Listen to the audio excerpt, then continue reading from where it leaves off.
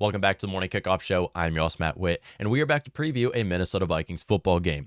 This week, Week 9, the Minnesota Vikings will travel to Washington to take on the 4-4 Commanders. This will be one of the few matchups this season where both starting quarterbacks will be playing their former team. The first time Kirk Cousins will be traveling back to FedEx Field to take on the Commanders. This will be the first time Taylor Heinicke will be playing the team that brought him into the league back in 2015. The Minnesota Vikings are 3.5-point favorites in this matchup, and both teams are in a very good hot streak right now. Minnesota Vikings, 5 straight victories and an impressive 6-1 start to the season. Washington, 4-4 this season so far, but 3 straight victories where a majority of those games, they were underdogs. It's going to be a fun matchup to watch this Sunday, as not only is there a lot of history between both of these games, but the weather should be good. And when the weather is good, the Vikings tend to be good. I don't know why people say snowy weather, rainy weather, disgusting weather is football weather. No. Football weather is when you can throw 60-yard bombs to Justin Jefferson. Football weather is when you can put the ball into your quarterback's hands to perform. And that's exactly what should be in this game, as there's going to be low rain and low winds, or low chance of rain and low chance of high winds is what I mean to say here. So like I mentioned, there's a lot of history between both of these teams, with both quarterbacks playing their former team. On top of this, Kevin O'Connell playing the team that he coached for at one point in his career. If we remember, Kevin O'Connell was quarterback coach for Kirk Cousins back in the day. I believe that was 2018, if I have that right. After that, he was the passing game coordinator, offensive coordinator for them. And then I believe he went to the Rams and won a Super Bowl with them. And now is going to win a Super Bowl here in Minnesota. If it doesn't happen this year, it should happen in recent time, because right now this roster looks so fun for the Minnesota Vikings in a wide open NFC right now. And I'm super excited to see how this continues to go. Like I've already mentioned, the Washington Commanders are 4-4. Why are the Commanders 4-4? Okay, I'm gonna drop this right here and I'm gonna let it be. Look at how bad the NFC East schedule is. Okay, we continue to talk about how good the Eagles are, and respect to the Eagles, they've been great. We talk about how good the Giants are. Okay, perfect. We talk about how good maybe the Cowboys are. They are playing the NFC North and the AFC South, who are, in my opinion, the 2 worst divisions in all of football. Outside of the Vikings and maybe the Titans, nobody is good out of those 8 teams right there. Lions, terrible. Bears, awful. Packers, surprisingly, below average. Looking at the AFC South, 3 out of 4 of those teams are also below average, especially Texans and Jaguars. So looking at it right now, I mean, let's stop giving the NFC East too much credit, saying that they're by far the best division in football. They have the easiest schedule in all of football. Okay, let's take a look at the injury report right here for the Vikings. Vikings have added a few players to the injury report. Obviously, like we've mentioned earlier this week, Irv Smith Jr. will likely be out for the remainder of the season, and the Vikings have upgraded at the position with TJ Hawkinson. Great trade for the Vikings. On top of this, Jalen Nailor is questionable to play in this game. I believe this is a illness, so he did not practice this week. I'm not sure what illness it is. They haven't disclosed what it was, but whether he plays or not will not be much of a difference maker. Looking at Dalvin Tomlinson for the Vikings, is questionable to play in this game with a calf injury, has not practiced with the team this week, and I believe that he will not play in this game. For us Vikings fans, we saw Dalvin Tomlinson go down this last week with the calf injury, and it's looking unlikely that he will play. Assuming he doesn't, we'll likely see Ross Blacklock, the player who we traded for with the Texans, play in this matchup, get his first start with the team. Cam Dantzler, huge loss if he doesn't play. Questionable to play in this matchup with a neck injury. He was limited, so it's promising that Cam Dantzler will be back to play, which we will really need him to play when we're going against Curtis Samuel and Terry McLaurin and maybe Jahan Dotson if he plays. Looking on to the Washington Commanders, Chase Young has returned to practice with the Commanders. He will not play in this game. He has been ruled out, but that's great news for Washington fans, as Chase Young is a star, and just sucks to see that he's tearing his ACL and continuing to get injured, but it's great news that he is back practicing with the team, although he won't play in this game. Jahan Dotson is doubtful to play in this game with the same hamstring injury that he's been injuring. Dotson hasn't played since like week 4. He's their wide receiver that they drafted in the first round, and unfortunately has not been on the field for them. Speak about players who have not been on the field for Commanders, Logan Thomas has barely been on the field for the Commanders over his entire tenure with the team. Limited participant with a calf injury, rarely ever sees the field. He's missed multiple games as well. J.D. McKissick, they're running back 3. Even though he gets a lot of play time, he's technically the running back 3.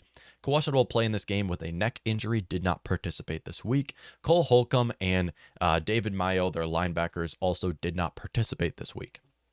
A lot of injuries on the Washington Commanders sideline there. No core starters other than maybe Chase Young, but he hasn't played this season. So sucks to see some of their starters going out. But with that being said, Washington still shouldn't be an easy win. And this is what I wanted to mention here, because I mentioned a lot of times trap games for the Vikings. It feels like every year the Vikings have one game that feels like a lock and they lose. And sometimes more than just one game. And typically these games happen on matchups like these. Matchups where you are traveling to an away opponent who are an inferior opponent against a backup quarterback, and the Vikings come up with a loss. And although our record this season has been good against backup quarterbacks, obviously beating Andy Dalton when he was with the New Orleans Saints when we played them in London, and beating Skylar Thompson with the Miami Dolphins, looking at it right now, we're playing Taylor Heineke, who is a very respectful backup quarterback in Washington, as 3.5-point favorites. So I just want to mention here, don't be surprised if the Vikings have too big of an ego with a 6-1 record and end up losing this game. So how can we avoid this from being a trap game for the Minnesota Vikings, like we mentioned? And it starts with one thing, and I want to say pressuring Taylor Heineke. Looking at it for the Washington Commanders offense right now, they are a pretty hard offense to game plan against. Curtis Samuel is a dual threat wide receiver. They have about 3 starting running backs, and Taylor Heineke, surprisingly, is not bad. He might not be known for a quarterback who can drop dimes all over your defense, or known for a quarterback who can run for over 100 yards a game. But he's a quarterback who seems to work under their offense, and it's pretty interesting to see. I'm actually pretty happy for him. I like to watch Taylor Heineke play. But one thing you have to notice here, the Vikings defense is best when they pressure the quarterback and make the quarterback make mistakes. And this is not an opinion. This is what we've seen the Vikings do. Our Vikings defense, you can pass all over us, but when it comes down to it, we capitalize on the mistakes made by the opposing offense. Look at just the last 2 games for the Vikings, against Kyler Murray and against Skylar Thompson. Both of them passed all over our defense, but we turned the ball over multiple times. We brought the quarterback down multiple times. And this is one player we want to look at here who leads the league in sacks right now, Zadarius Smith. Leads the league in sacks per game right now. Zadarius Smith is going up against one of the worst offensive lines in this league. And this goes for our entire defense. I mean, Harrison Phillips has maybe the easiest matchup here against Washington's offensive line. Zadarius Smith going up against somebody named Cornelius Lucas. I don't know who this is. I had to Google him. I don't know who Harrison Phillips is going up against.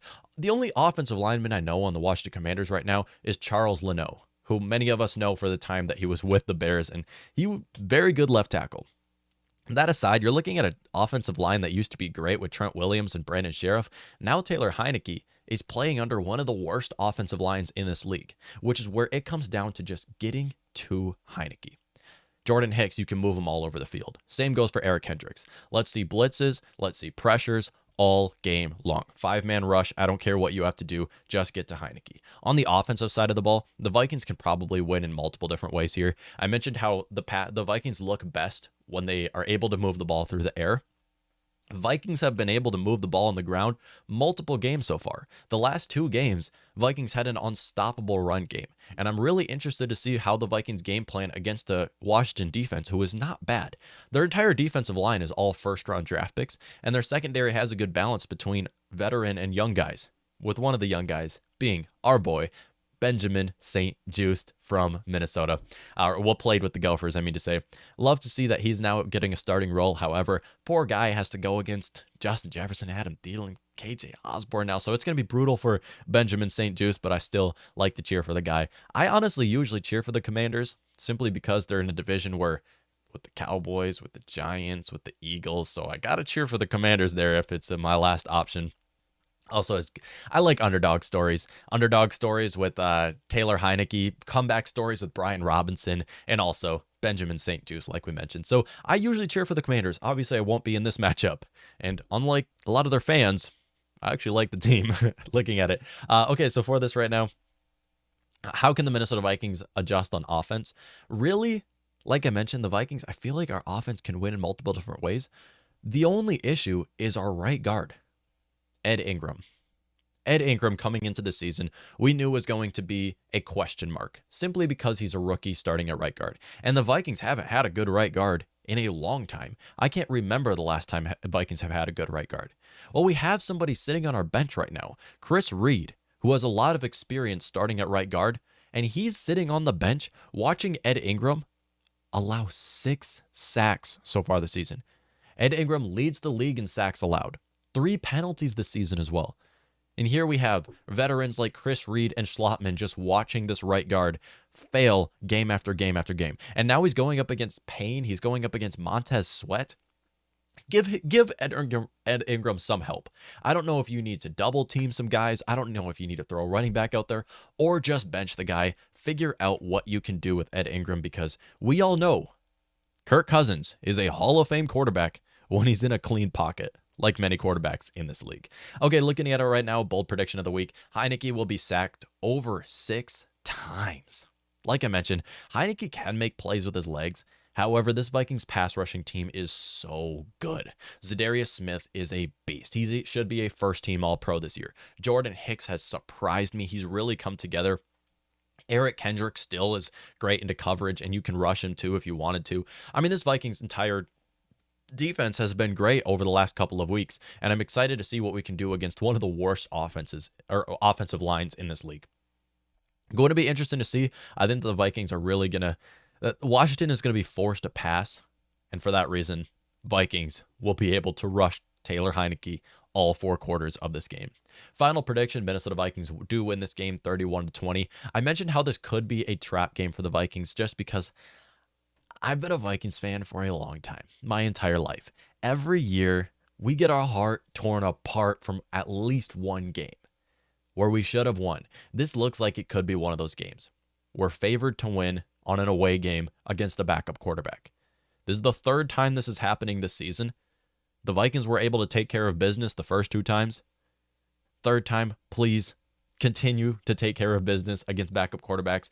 Maybe I'm just crazy continuing to say that I think that the Vikings are not going to be dominant in this matchup, but it's just because I've seen a lot of bad performances, so I'm going to have to say that even though I think the Vikings are going to win and I'm predicting them to win, I'm not going to rule out the possibility of the Vikings getting humiliated in this game, as we've seen this happen many times. Now, obviously, this is a different Vikings team from the past.